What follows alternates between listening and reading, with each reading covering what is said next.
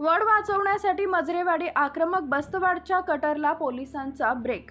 ऐतिहासिक वडाच्या झाडावरून दोन गावं आमनेसामने, सोमवारपर्यंत वादावर जैसे थे परिस्थिती। मजरेवाडी आणि बस्तवाड या दोन गावातील सीमावादाऐवजी आता वडाच्या झाडावरून नवा संघर्ष पेटलाय। 100 वर्षांहून अधिक जुने असलेले वडाचे झाड तोडण्यासाठी आलेल्या यंत्रणेला मजरेवाडीच्या ग्रामस्थांनी तीव्र विरोध केल्यानं शुक्रवारी परिसरात मोठा तणाव निर्माण झाला।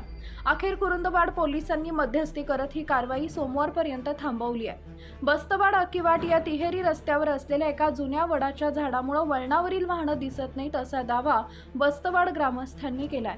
इथं आतापर्यंत 10 ते 11 अपघात झाल्याचं सांगत सार्वजनिक बांधकाम विभागाच्या परवानगीनं हे झाड हटवण्यासाठी शुक्रवारी सकाळी क्रेन आणि कटर आणण्यात आले होते।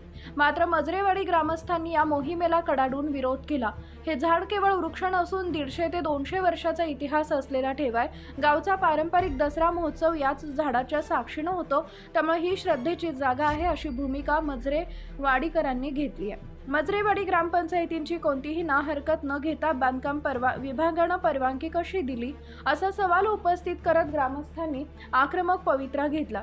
परिस्थिती चिघळत असल्याचं पाहून पोलीस उपनिरीक्षक जीवन पाटील यांनी घटनास्थळी धाव घेतली। यावेळी वकील अमर बुबनाळे, उपसरपंच किशोर जुबळे आणि माजी सरपंच सुरेश गवंडे यांनी समन्वयाची भूमिका घेत सोमवारपर्यंत वेळ देण्याची विनंती केली।